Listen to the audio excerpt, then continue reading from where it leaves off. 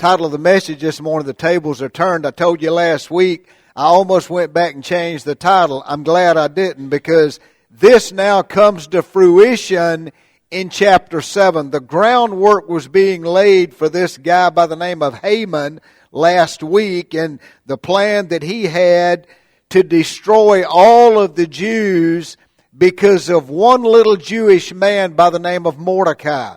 And so we see this come to fruition as we look at the story this week. I do want to read some things this morning. Chuck Swindoll has a book out on Esther that I stole some of his stuff from, but really good. But listen this morning as we begin this morning, Esther chapter 7. We'll get to in a few minutes and just kind of walk down through those verses, and then I'll give you some points at the end, hopefully that will drive home some truths for us. It must have been like swimming in a vast lake and getting 300 or 400 yards offshore when suddenly a freak fog rolls in and surrounds you. You're trapped in this tiny circle of diffused light, but you can't see beyond your arm's reach. You begin to swim toward the shore. At least you think it's the shore, but you're not sure. Then you panic, and you turn and swim in another direction. By now, you've totally lost your orientation. You don't know where the shore is. Your heart rate increases, and you decide to float to conserve your strength. Finally, even the eerie light fades, and you know the sun is going down. It gets dark. You listen with every atom of your being. If only you could hear a voice from shore. Muffled, faint, at least it would give you a sense of direction, something to swim toward. That sense of lostness must have swept over Job as he sat in the rubble of what was once a beautiful and prosperous landscape. His livelihood was gone, ruined. The fresh graves of his children lay before him on a barren, windswept hill. He had lost everything, even his health. He sat in the ashes of his life, crushed, alone, without direction. He could not even hear God's voice. And not knowing where, to say nothing of why, he began to voice his distress. Listen to this. Words easily criticized by those sitting in a place of comfort, health, and ease. You know, I think sometimes we get in this fog in our lives, and we've all been there. We've all been through those days or seasons. And I think it's because it's like taking a telescope to see something far away, and it's like looking through the wrong end of it. Listen to what else he says. This is a piece by Philip Yancey in one of the volumes, Disappointment with God.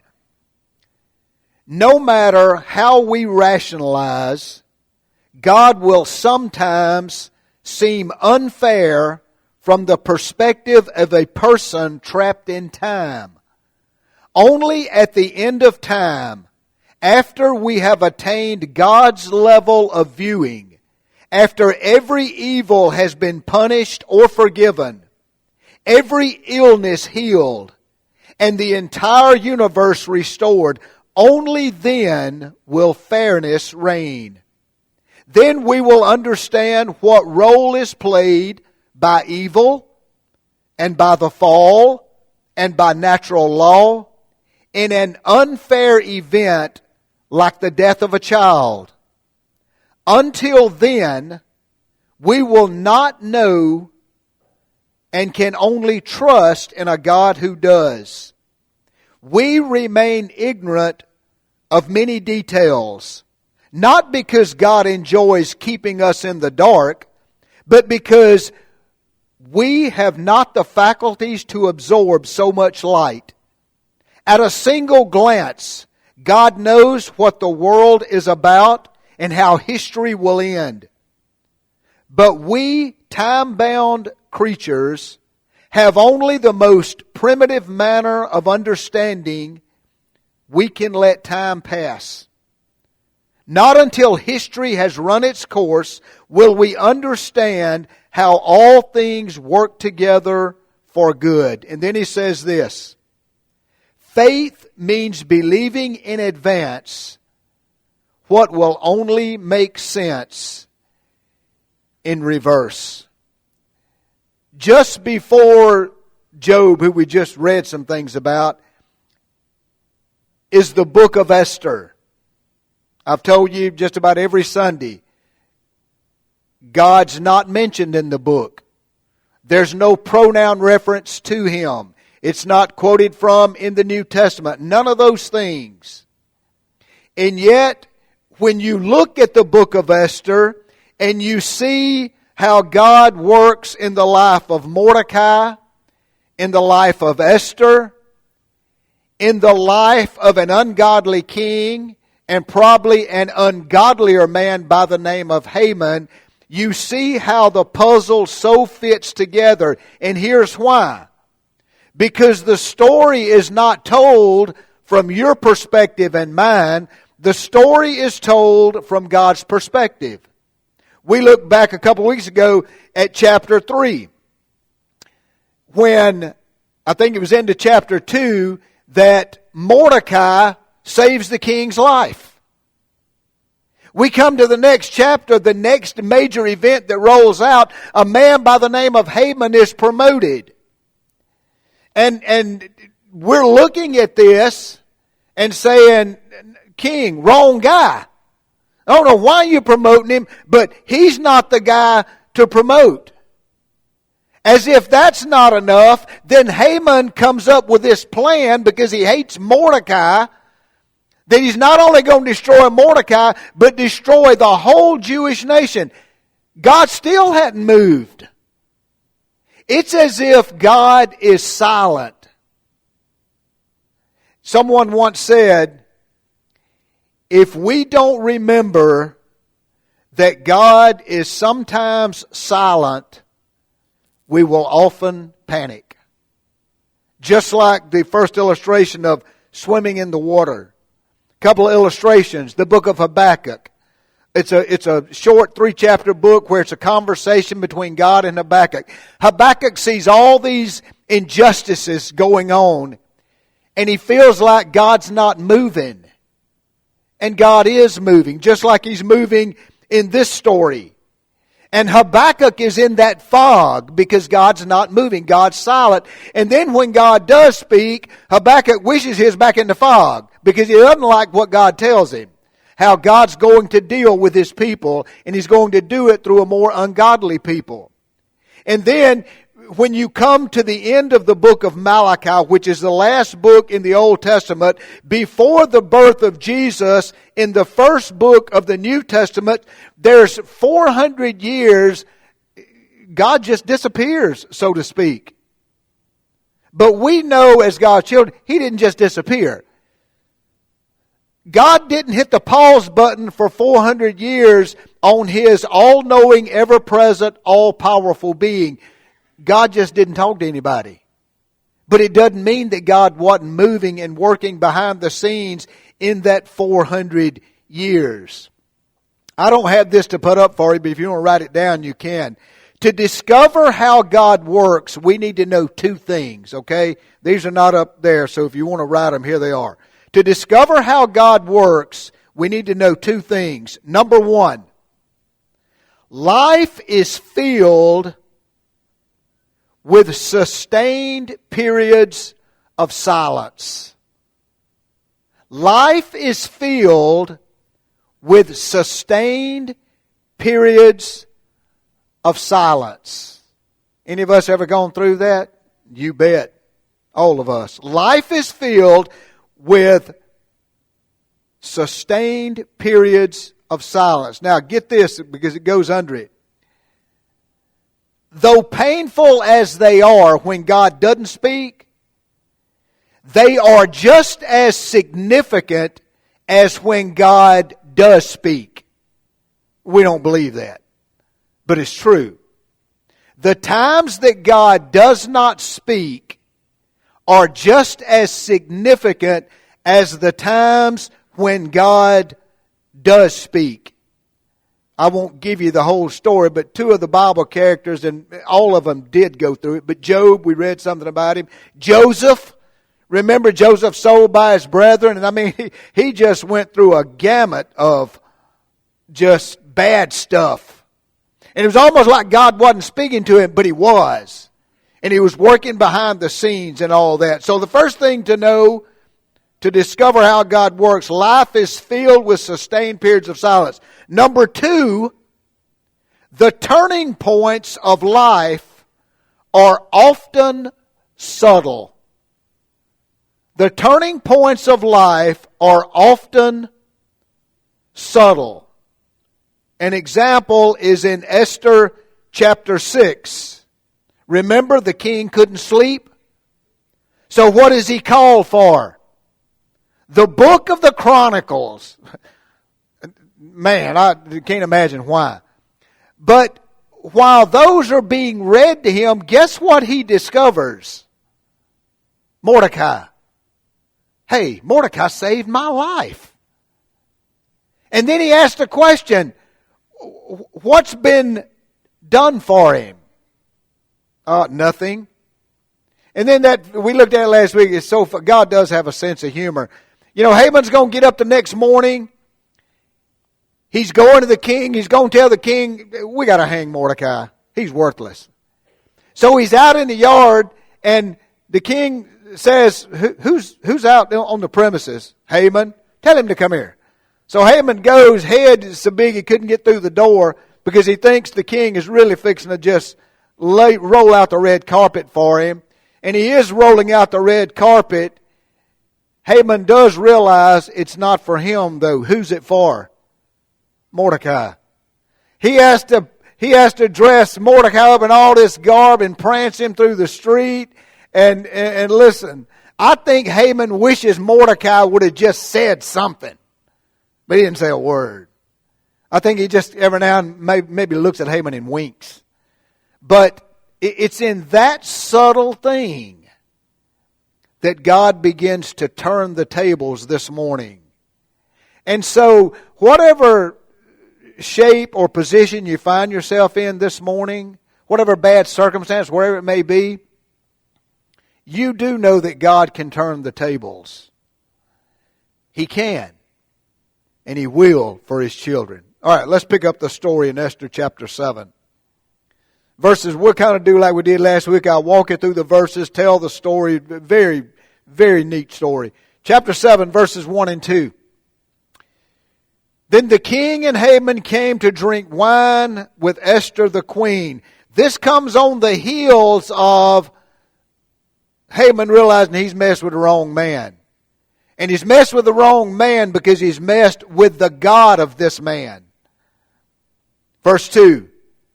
And the king said to Esther, on the second day, also as they drank their wine at the feast, what is your petition, Queen Esther?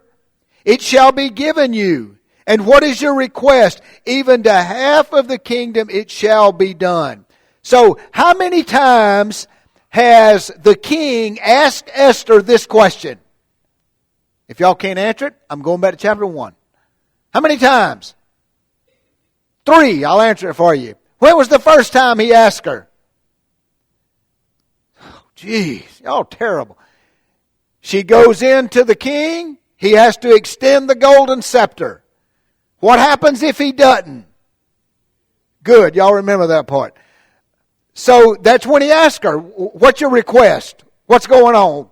Half the kingdom, just tell me. Then they go to this first little feast, banquet, whatever. He asks Esther again.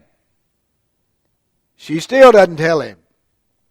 I think she really wants to, but I think she knows, hey, God's got this, and when the time's right, He'll tell me. So at the first banquet, she doesn't tell him. What does she tell him at the first banquet? I want you and Haman to come back one more time. So now this is the third time that he asks her. And again, I don't know how the story changes if she spills the beans the first time, but timing is everything. I've told you before, God's timing is just as important as God's way. Not only is Esther fixing to see that, Haman's about to see that. Verses 3 and 4.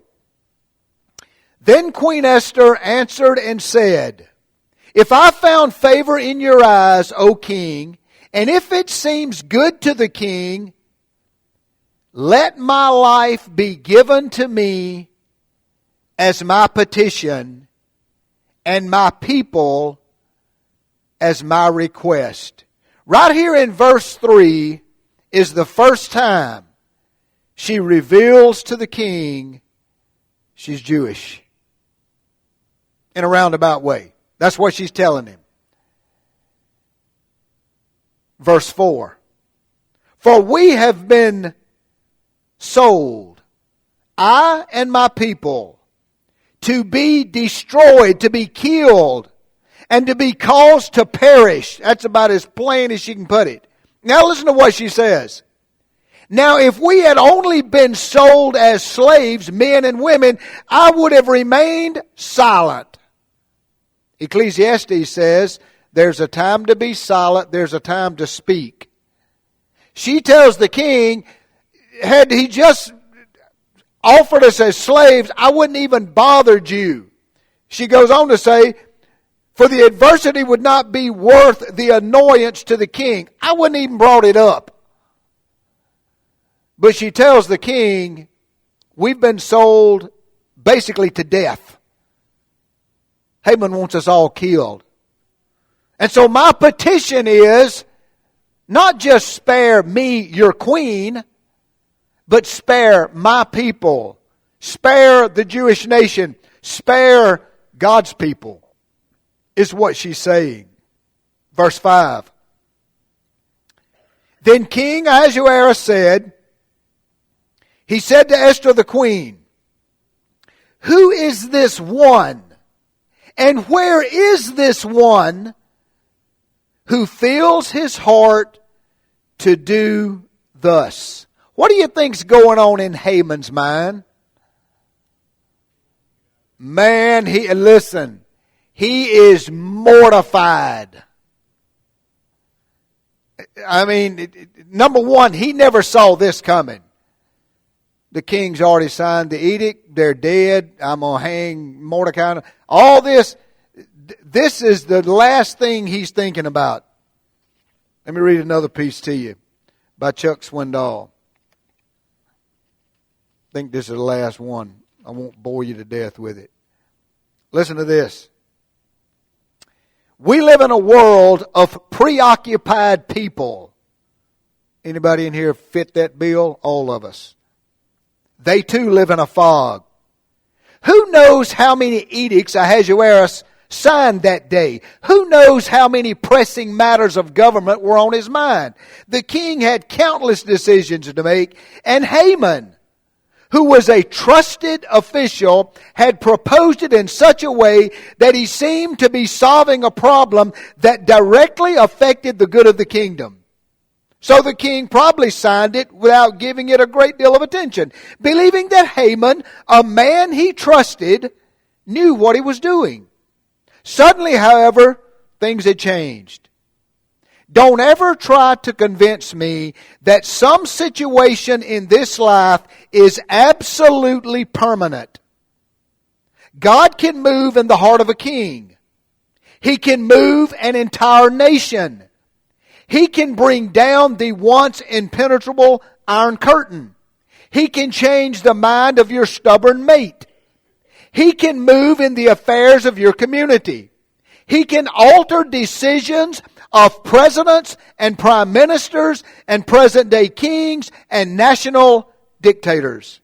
No barrier is too high. No chasm is too wide for him, because he is not limited by space or time, by the visible or the invisible. Remember, he lives in a realm that transcends all that.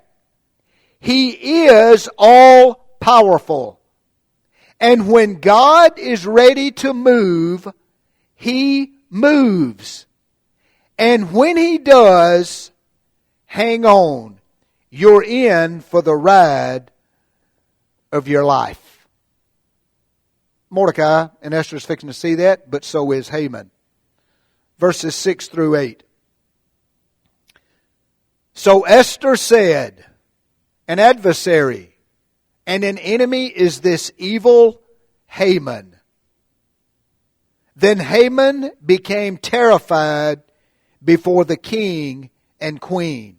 And the king arose in his wrath from drinking wine and went into the garden of his palace. And I think the king did this because he is so taken back that it's Haman. But Haman stayed to seek for his life from Queen Esther, for he saw that calamity had been determined against him by the king.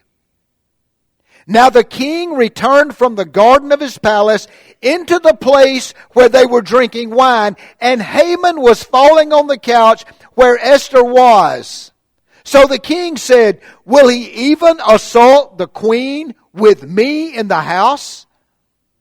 As the word went out of the king's mouth, they covered Haman's face.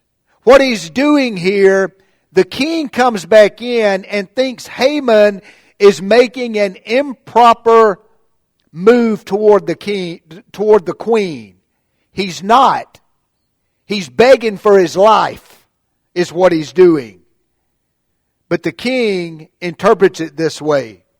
And when it says in verse 8, they covered Haman's face, that was the death sentence. It's all over for this man by the name of Haman. Verse 9. Then Harbonah, one of the eunuchs who were before the king, said, behold, indeed, the gallows which Haman made for Mordecai, who spoke good on behalf of the king, are standing in Haman's house, 50 cubits high. And the king said, hang him on it. So they hanged Haman on the gallows, which he had set up for Mordecai, and the king's wrath subsided. We call it irony. Theologians call it sovereignty. God is in absolute, total control, even when it seems like He's not. Man, listen, just a couple of chapters back, it was over for the Jews. It was over for Mordecai. It was over for Esther. That was it. But God, in His sovereignty. All right, let me give you three, I call them life preservers, because we've been talking about fog this morning. Number one, first life preserver. The fog is neither accidental nor fatal. You'll get back in it. We often do. But it's neither accidental nor fatal. Let me read this piece to you. The title of it is, My Eye is Not on the Fog. The following incident from the life of George Mueller is related by Mr. Inglis, who heard the story from the captain of the ship with whom Mueller prayed. Listen to this. When I first came to America 31 years ago, I crossed the Atlantic with the captain of a steamer who was one of the most devoted men I ever knew.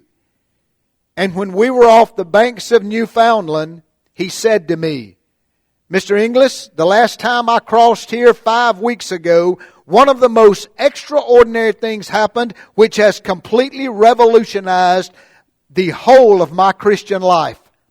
Up to that time, I was one of your ordinary Christians. We had a man of God on board, George Mueller of Bristol. I had been on that bridge for 22 hours and never left it. I was startled by someone tapping me on the shoulder. It was George Mueller. "Captain," he said, "I've come to tell you that I must be in Quebec on Saturday afternoon." This was Wednesday. "It is impossible," I said. "Very well. If your ship can't take me, God will find some other means of locomotion to take me. I've never broken an engagement in 57 years. I would willingly help you. How can I? I'm helpless.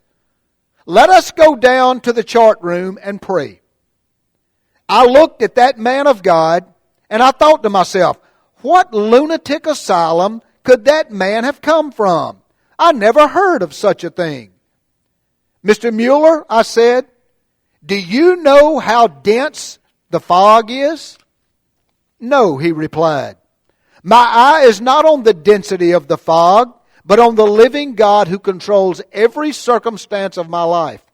He got down on his knees and prayed one of the most simple prayers. I muttered to myself, that would suit a children's class, where the children were not more than 8 or 9 years old. The burden of his prayer was something like this: "O Lord, if it is consistent with thy will, please remove this fog in 5 minutes. You know the engagement you made for me in Quebec on Saturday. I believe it is your will." When he finished, I was going to pray. But he put his hand on my shoulder and told me not to pray. First, you do not believe he will. And second, I believe he has. And there is no need whatever for you to pray about it. I looked at him, and George Mueller said, "Captain, I have known my Lord for 47 years. And there's never been a single day that I have failed to gain an audience with the king. Get up, Captain, and open the door, and you will find that the fog is gone." I got up, and the fog was gone. You tell that to some people of a scientific turn of mind, and they will say, that is not according to natural laws. No, it is according to spiritual laws. The God with whom we have to do is omnipotent. Hold on to God's omnipotence. Ask believingly. On Saturday afternoon, I may add, George Mueller was there on time. God can do it. The fog is neither accidental and it's not fatal. He tells us to wait, be still, and know that I'm God. We don't like it. We don't like the foggy situations of life, but God has a purpose. Life preserver number 2. God works according to our crises, not our clocks. In other words, He doesn't do it on our time schedule. You know, listen, and I heard this illustration this week. Sometimes we feel like a clock that's just dead. The battery's been taken out. But do you know that even a clock that doesn't work is right twice a day? Think about it. And it's in those twice a days that God moves. But God doesn't do it on my time schedule. He doesn't consult with me and say, what time would you like the fog gone? He doesn't do that. Why? Because He's in control of it.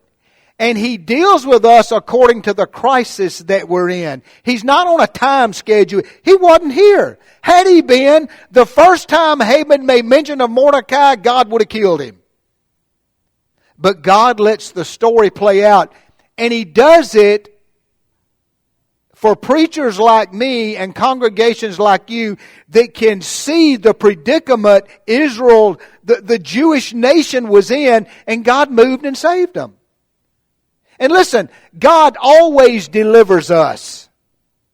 Okay? It doesn't mean He's going to fix the problem you're in. What He might deliver is you and me spiritually by building our faith. I've told you many times before, sometimes it's better to know that God can do something and God not do it than for God to actually do it. I can't repeat that. But it is. Sometimes it's better to know that He can and He doesn't rather than God just actually doing it. That's the thing that builds our faith. He works according to our crises, not our clocks. What do we do during that time of crisis? We pray. What did Mordecai and Esther do? Mordecai sends Esther the word. There's this little guy running back and forth telling Mordecai what Esther said, telling Esther what Mordecai said. Esther finally tells Esther, God, maybe He put you here for such a time as this. She sends word back to Mordecai, get all your men and y'all go pray. We're going to do the same thing. So that's what they did. They prayed, they waited on God, and I think God began to, I still don't think God gave them every detailed incident of what's about to happen, but God gave them peace to know that God could be trusted, just like in one of those songs we did this morning. Number 3, the third life preserver. The surprises in life are sovereignly designed. The surprises in life are sovereignly designed. The king remembered Mordecai. He's laying in the bed, he can't sleep. He remembers Mordecai. God sovereignly designed that plan. God sovereignly designed the story of Mary and Joseph. And then when it looked like Mary was unfaithful to Joseph, and Joseph being a just man wasn't going to just throw her to the wolves, he did according to what God told him to do. And he stuck with God's plan. And what looked like something that might turn out in a bad way was only the beginning of something good, because it was the birth of Jesus. And then when Jesus finished His life, death seemed like the end. And for anything that we hoped for, it was all gone. But we have Easter Sunday, the resurrection of Jesus. God's all over the story. He's on every page. He takes every step that you and I take in life, good, bad, and indifferent. Use the life preservers this week when you get caught in those times of fog, when they look bad, when you don't understand. The same God that worked for Esther and Mordecai and His people, the Jews, is the same God that you and I have on our side. Today, this week, throughout life, throughout eternity. Father, thank You this morning for turning the tables. What a tragic ending for Haman, who had the same opportunity that we have today to trust Jesus, but chose not to. And Lord, as bad as it was in those last 24 to 36 hours of his life, regardless of how bad the whole situation of the hanging, what a far worse predicament he's in now, because it can never be changed. Hopelessness is what he has now for all eternity. Lord, I pray that's not the case for anyone in here this morning. I pray if there's one here this morning who's never met Jesus, that, Lord, today You would turn the tables for them. That they would see Jesus in Your love, in Your grace, in Your mercy. How You can be trusted. How You save for all eternity. How Your one-time death and resurrection paid for every sin that ever be committed by every person ever born. Mine and theirs included. I pray that they'd come to know You this morning. For Christians who want to just come and spend time at the altar this morning, thank You that You are the all-knowing, ever-present, all-powerful God. Not just of the Bible, but of our lives. Of our situation this morning, whatever we're in. Thank You that You always come through, that You can be trusted, that You are faithful when we are faithless. Take this time of invitation this morning, Father. You be glorified and honored in it in Christ's name. Would you stand this morning?